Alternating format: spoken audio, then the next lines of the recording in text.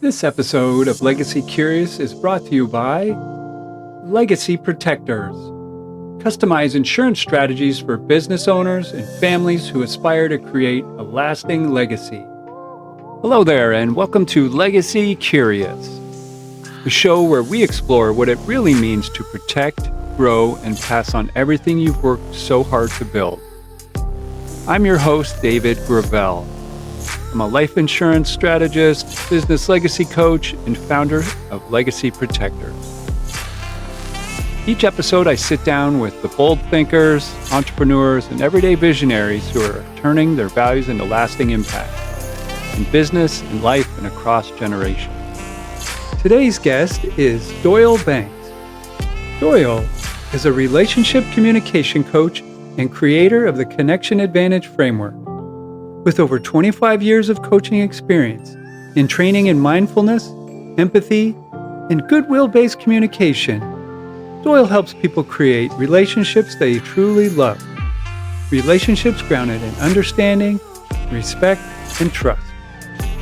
His warm, practical approach blends personal insight with actionable tools that work in the bedroom, the boardroom, and beyond. Right. Well, hello, Doyle. Welcome to the show. How are you doing today? I'm doing great, David. Thank you. Thank you so much for inviting me. I've really been excited to get on with you and share. So thank you.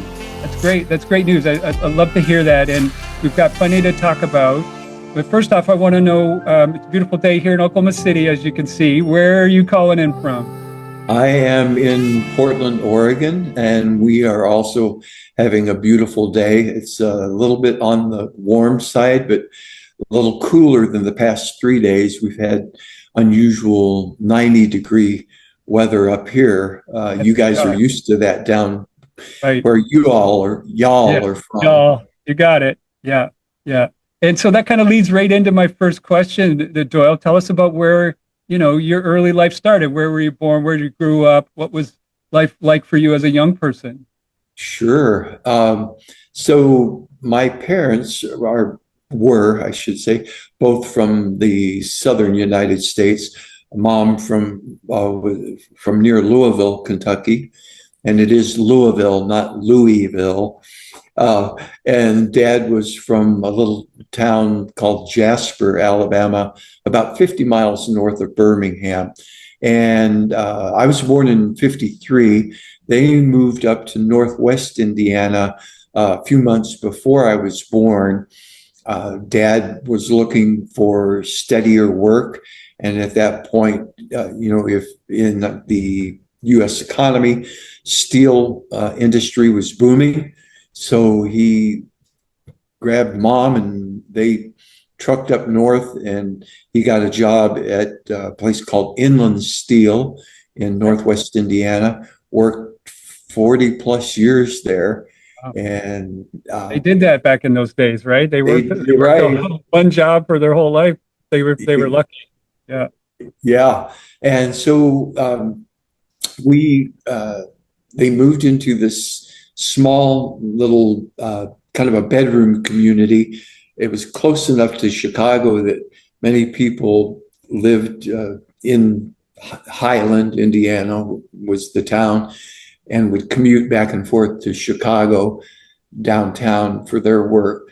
But Dad's work was on in Indiana on that southern tip of Lake Michigan, to give you kind of a visual reference. And yeah, he was a hardworking guy, worked shift work, usually had a side job as well. And Mom was a stay-at-home mom. And over time, they brought two other kids into the world. I have a sister 5 years younger and another sister 10 years younger. So there was quite an age difference there. But I grew up, I loved music a lot. And Mom made sure that we went to church. I think I sang my first solo in big church, adult church, when I was about 6 or 7 years old. And I did come back to this later, but I did go on to study music later on. So that's always been a big part of my life. And tell us about maybe some of the early experiences that shaped who you are today. It sounds like your family was, a great resource for you in the formation of what's important to you and how you lived your life. What else can you point to? Yeah, I'd say Dad, and I think for his generation, this was pretty usual, but his job, right, was to bring home the bacon. And like I said, he worked shift work as well as second jobs. And so I really didn't get to see him very much. Mom, then, of course, being a work at home or stay at home mom, was there. She was our mainstay. And I would say, she had had some fairly traumatic experiences in her early life that really impacted her ability to function in a I don't know, I guess I'd say stable way. I don't want to imply that she was, crazy or anything, but Fully present and traumas. fully present and able to, be in the moment and bring her complete self in those moments. Yeah, yeah. So the environment was often a little bit kind of never knew what was going to upset mom. And so a lot of my energy went into trying to be a good boy and trying to stay out of trouble, right? That said, I got to do uh, a whole range of things from music lessons that mom made sure that we all had the opportunity to do. In school, I was really involved in music and theater and had my parents' support around that. Uh, Church was a big influence early in life, and of course, music in that environment as well. And, just kind of a typical Midwestern middle class upbringing. I lived the small town we lived in back in those days. One of my favorite memories were Halloweens.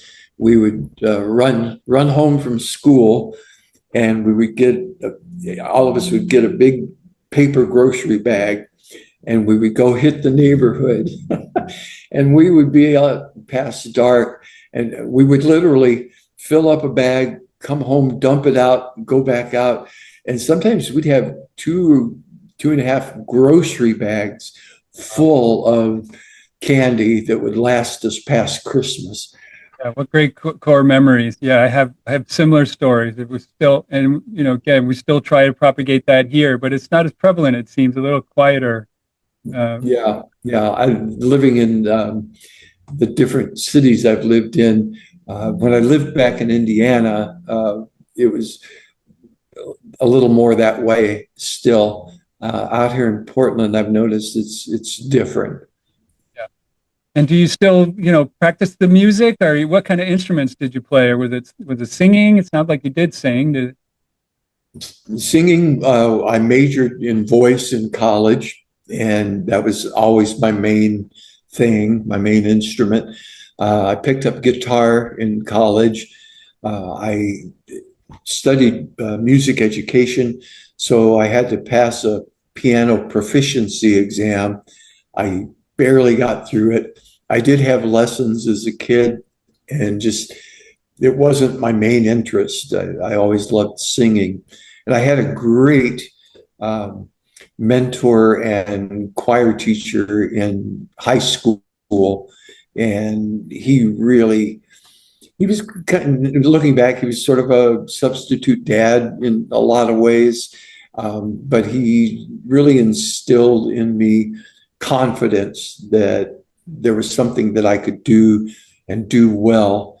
And I got to we each in high school we would do a spring musical, and I mean full blown, the whole Like shebang. or yeah, breathe. Yeah.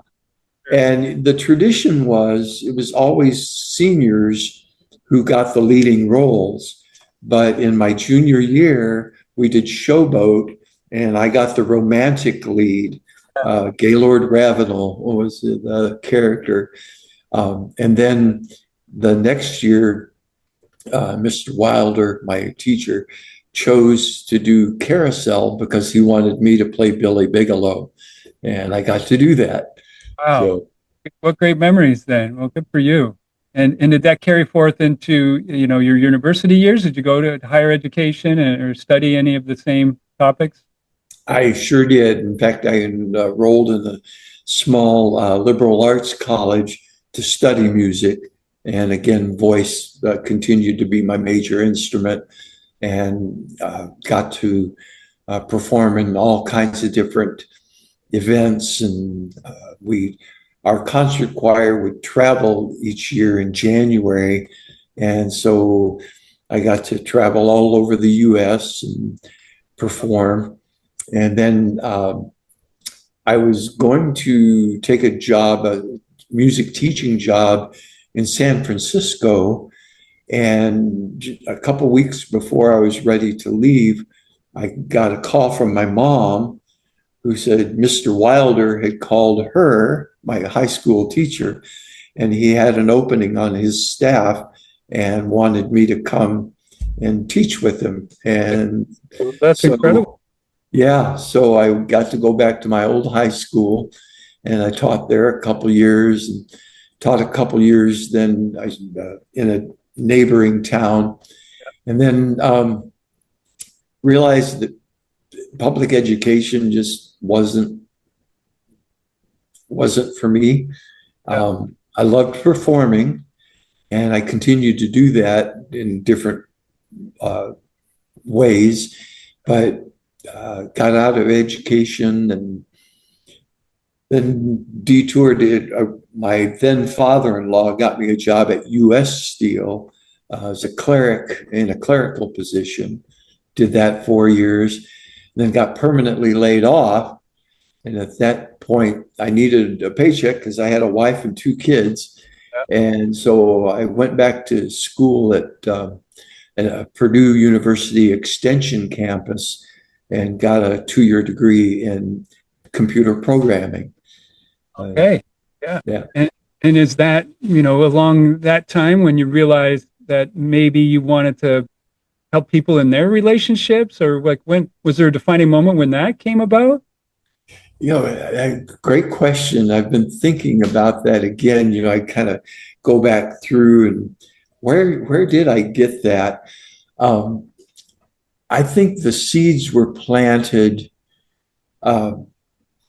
throughout my childhood because I saw my parents really struggle with their relationship and with their communication.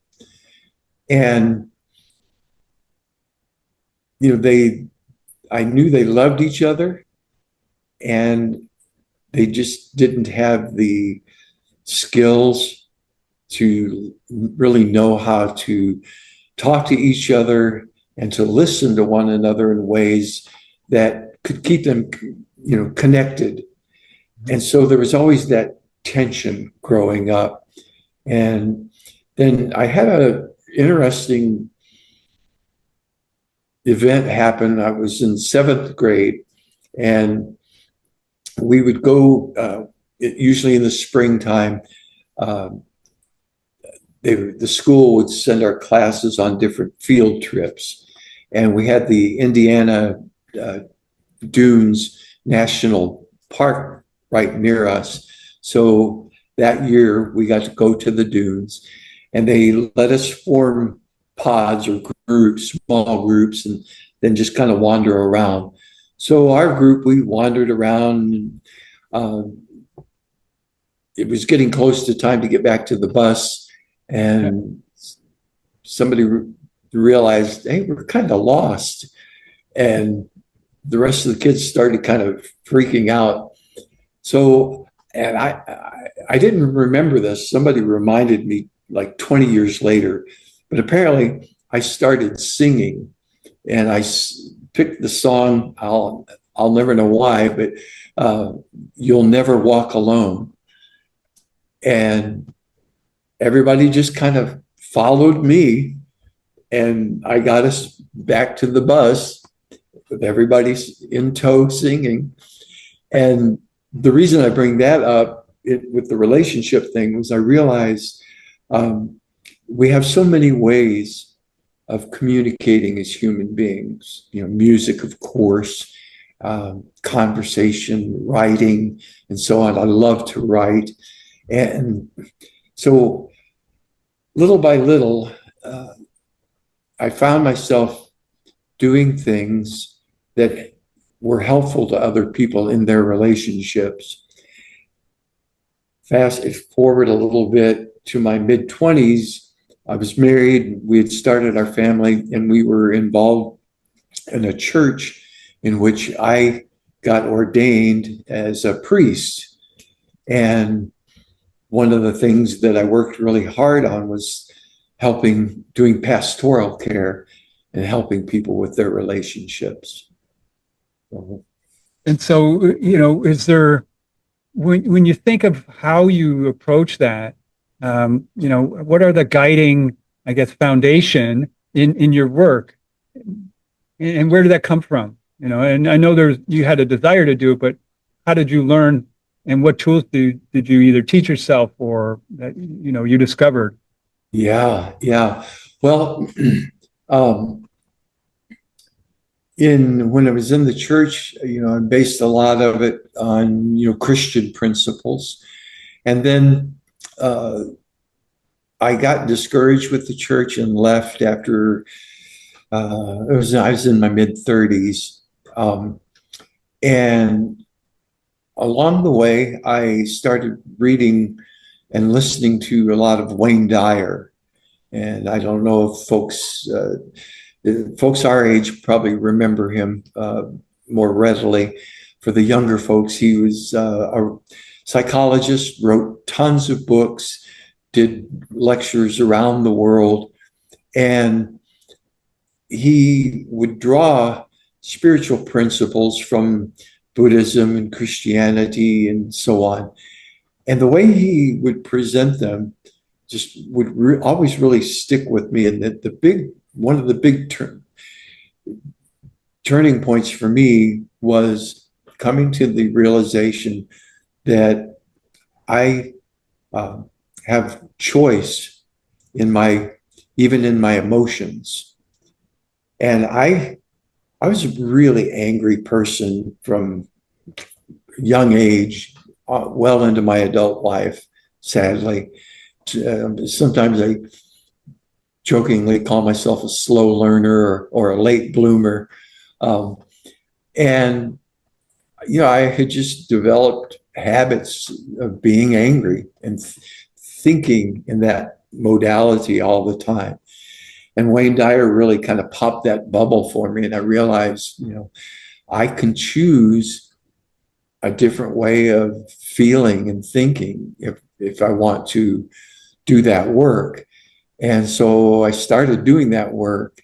And little by little, other people started noticing, wow, this thing happened and you didn't get angry. What's going on?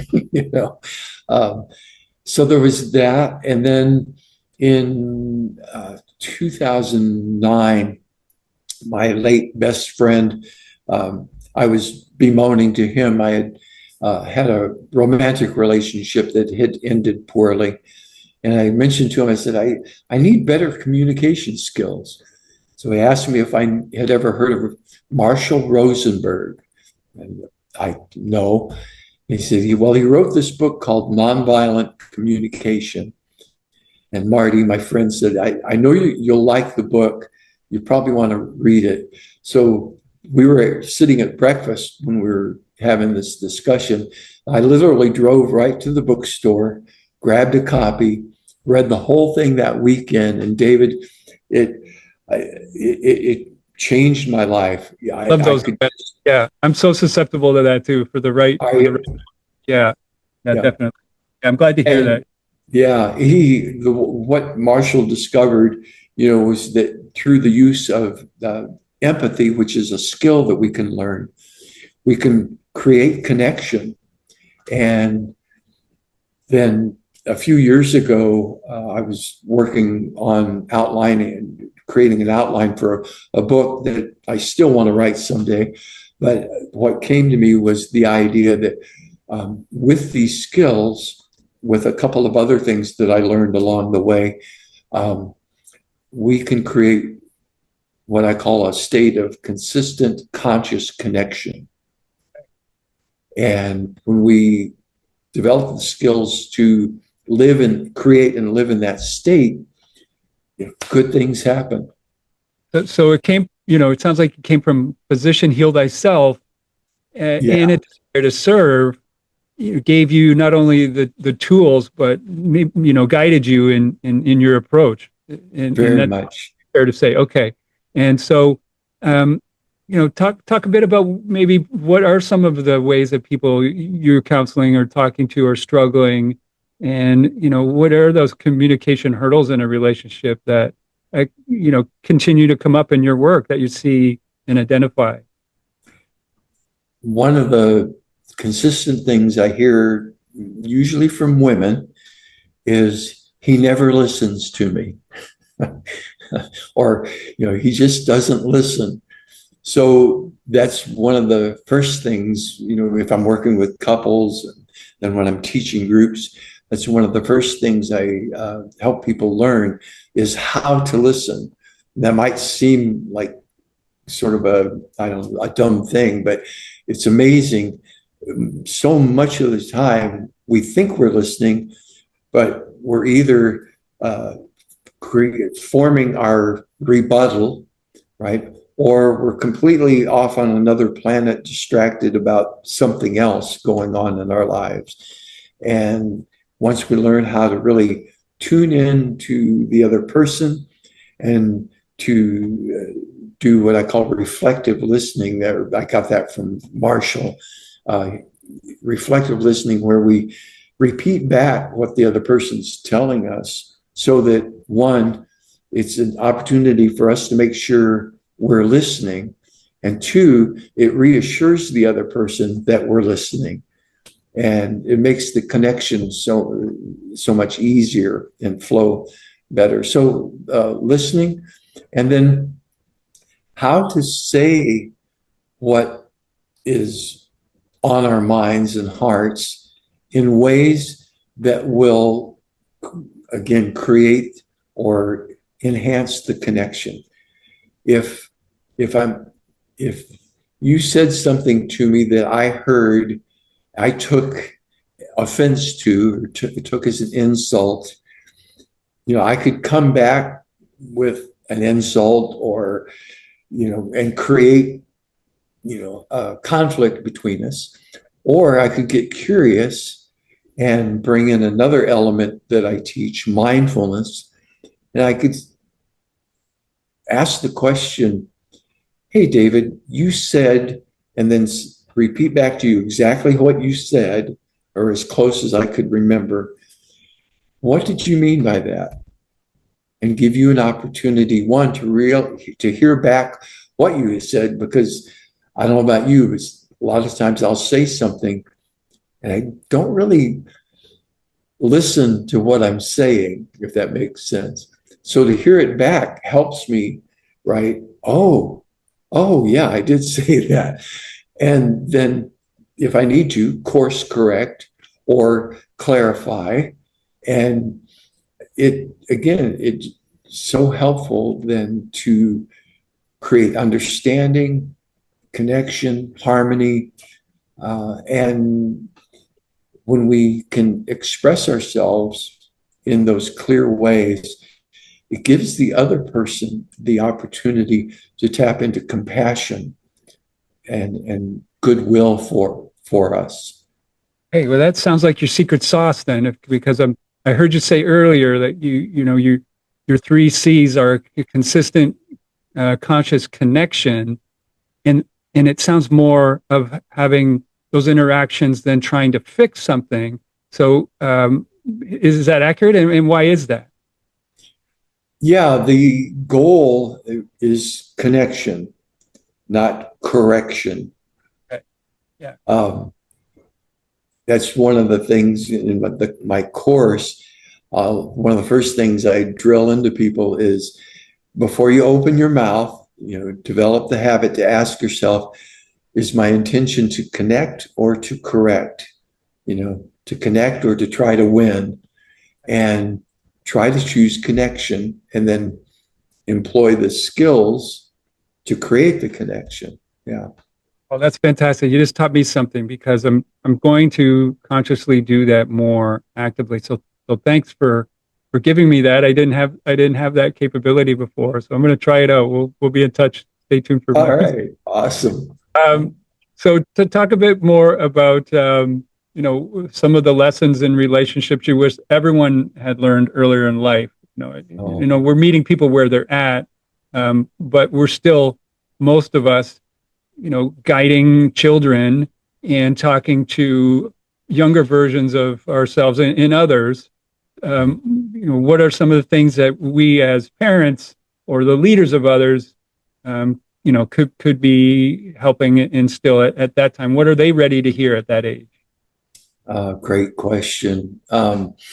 One thing is, again, comes back to listening. And there's a particular thing we want to listen for. Marshall taught that all any of us are ever doing through our words and our actions is asking the question, will you help me get my needs met? That's the basic question.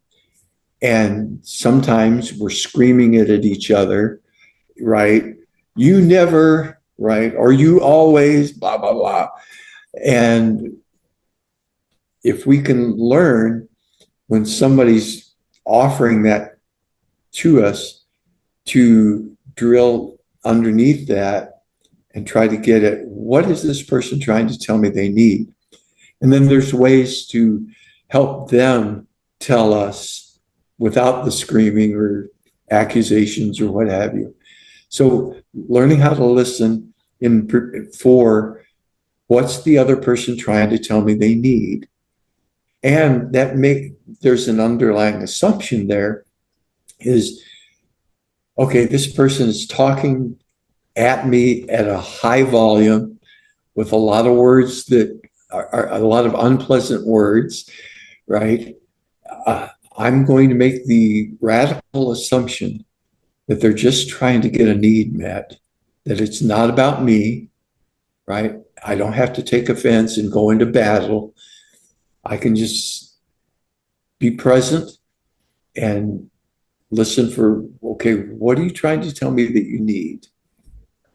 Okay. And so, I don't listen to, people's problems every day. I meet people in a different context. And, sometimes it's challenging to help them, in their current situation in a business standpoint. What keeps you motivated to help them in their emotional lives, in their personal lives? That must be much more challenging than to help someone solve a revenue problem or an operations problem. One of the things, I do have the privilege to get to work with some businesses and a couple of CEOs and C-suite executives.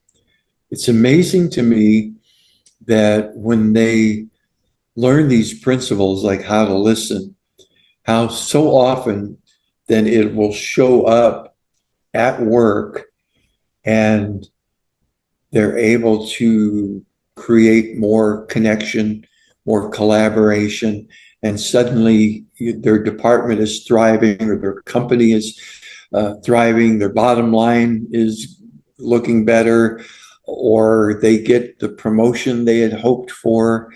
It'll show up in these positive, kind of tangible ways.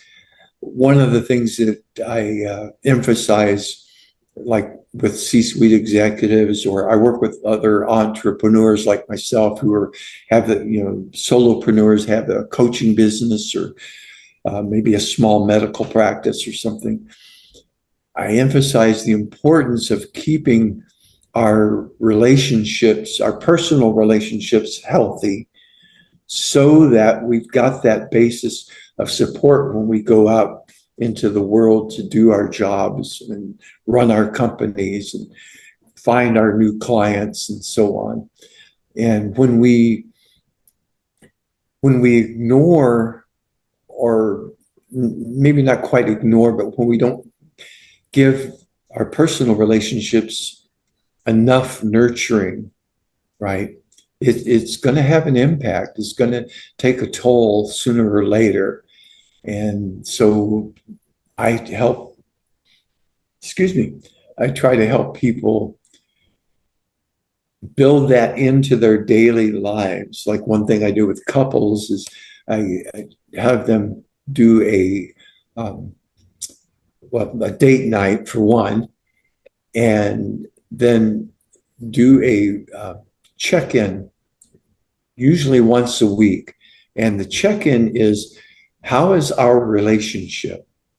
In couples, we often talk to each other, about your job, my job, the kids, the repairs the house needs, all the things around us. But we don't turn our attention onto, how are we doing as a couple? Are we loving each other the way we want to love each other? Are we encouraging each other the way that we each need? Are we speaking the other's love language? All those things. So I call it paying attention to the we of the relationship. And when people do that, they're usually pretty quickly and pretty radically amazed. Wow, things have gotten really better. Yeah, again, I have so much to comment on from what you covered a lot of ground there. I've seen in the office, in the workplace, both a toxic, a leader in a company I was at that had a damaged private life, and he brought it to work and carried it. And then another in a subordinate who was struggling in her marriage, and she brought that to work too. And you have to help kind of as much as you can to get the work out of them. And it's a very difficult position for an employer, when they're expecting employees to be totally present and productive and all the things you pay them for, but you still see them as a human struggling, and you wish you could help in a way that I'm not built for, frankly. So I'm glad there's people like you out there doing this kind of work. So let's talk more about that.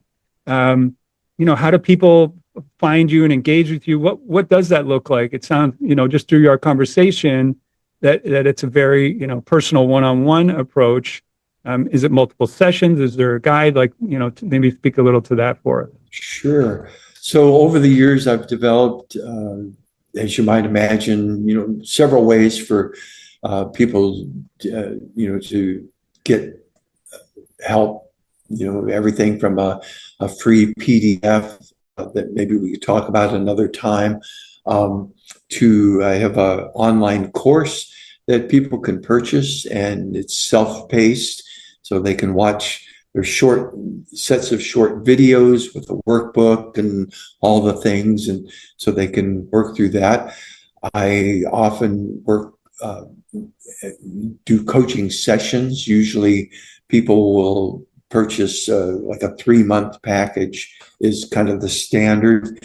That usually takes about 90 days to really lock in some of the concepts and start getting some of the results that they want. And I work with individuals, with couples, with companies. And right now, if anyone was interested to learn more today, they could go to doylebanks.com.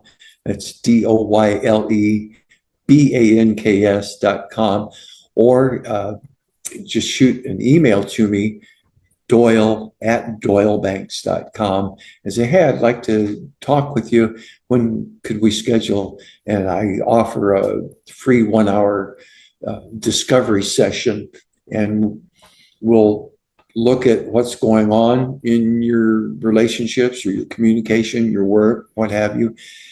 Figure out, what's a piece of that we could go to work on.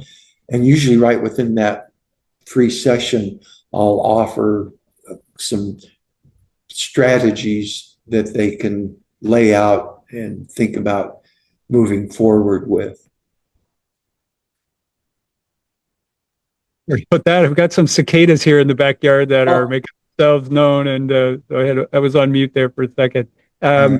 So, speak to what kind of your overall mission is. What kind of impact you want to leave behind with your work and the people that you serve, and how do you judge your success? Because it's there's no scorecard, I assume, and so it must be difficult to know exactly your impact, but maybe speak to how you judge that yourself and what you're striving for. Sure. Well, what I want to leave behind, David, is a wake, if we use the boat analogy, in which there are individuals, couples, families, companies whose relationships have been made better, maybe in some cases even healed, if we want to use that word. And then they've been able to leave behind them a wake or a legacy of goodness in the world. And one of the ways that I forget how you asked it, but I evaluate myself on that, is I have 3 adult children, and there was a time when 2 of them barely even spoke to me, didn't really even want to be around me. The younger one and I, fortunately, I learned on the older 2, and so I did a little better job with the third one. But I have a good relationship with all 3 of them. In fact, my oldest and I call it, we have a mutual adoration society between us. We just really adore each other. And there were a lot of years where it was pretty much the opposite. The other piece of that is their mom, my former wife, and I today she's one of my best friends. We are very, very close friends. She still lives back in Indiana, and she comes out often to visit the kids. And every time she comes out, she and I end up having lunch or breakfast or dinner together, just the 2 of us, and just always have a really wonderful time connecting. So that's kind of my bar, right? And then, besides that, I have so many mothers who have adult children who, when the mothers first came to me, the kids weren't talking to them at all. And now they're in love with each other. They're loving, nurturing relationships with one another again. And I think that's pretty cool. Yeah, it sure sounds like that's a win and a success. So, and I feel the same way about the work that I try to do is to help people create a wake for themselves and to make sure that their life's work doesn't go for naught. And so that's going to get us to our $1 million question here, Doyle. Is consider your work answer that you just gave, but also in the rest of your life, what is the legacy you want to leave behind and be remembered for? Yeah. Because a direct result of the work that I've done on my life and in my life, pretty consistently when I'm out and about and I meet people I've not met before, I'd say 99 times out of 100, someone will say to me within just a few minutes, I feel so calm around you, and I feel like I could tell you, I feel safe enough to tell you anything about my life. And having the thought that when I go, people will say, yeah, you remember Doyle? Didn't you always feel safe and at peace around him? Yeah. That's pretty cool too. Yeah. Yeah. Good for you. All right. So let's give us a couple more questions here before we let you go. The first one I want to ask is, give our listeners something, and, one encouragement about connection today. What could it be? Give us something they could walk away with today, maybe put into practice, or, thought. I know there's been, you've touched on many things that I hope they can take away, but if you had one more to share, what would it be? Yeah. So I mentioned the, focus on connection, and learn, if you don't know how yet, learn how to connect with yourself. And I teach about 4 hours of my 12-hour class is devoted to how to do that. But learn to connect with yourself. Take time out to do it. If you don't have the skills, learn how to do it. And a lot of it is, again, comes down to listening to that conversation in your head, and then just interrupt it once in a while with the question of, what is that voice in my head trying to tell me that I need? So listen, and listen for the need that's being expressed. Okay, great. Well, you've given me plenty to think about, so thank you for that. It's one of the bonuses of hosting the podcast, is that I get to talk to great people like you and expand who I am as a person. So thanks for that. The last question here is just talk to us about what you'd come back on another episode, in a follow-up episode. We got to know you today and your work and how to engage with you, but we'd love to have you come back and really spend time specifically teaching us some techniques and things and some concepts. So maybe talk about that as your last segment here. Okay, thank you. And David, thank you, so much for the invitation. And I've gotten to learn as well today, so thank you for that. One thing I'd really love to come back and share is that go a little deeper on that concept of the consistent conscious connection. And I have 3 core pieces that I'll share in more depth. And just a teaser, it's developing a goodwill mindset, developing mindfulness habits, and then developing empathy skills. So a goodwill mindset, mindfulness habits, and empathy skills, if you work on those, that will help you to create consistent conscious connection. Well, I love all of that, Doyle. I can't wait for that one. I'm going to, again, reflect on what you've talked about today. Thanks again for being here. We really appreciate your time, and we'll look forward to seeing you again. Awesome. Thank you. Thank you, David. Thank you to all your listeners. And I just leave you with my deepest, most sincere wish that everyone might know true peace and joy. Thank you to our listeners and audience for spending time with us today on Legacy Curious. I hope this conversation gave you some insight, encouragement, or just that little spark you needed to keep you moving forward in your own legacy journey.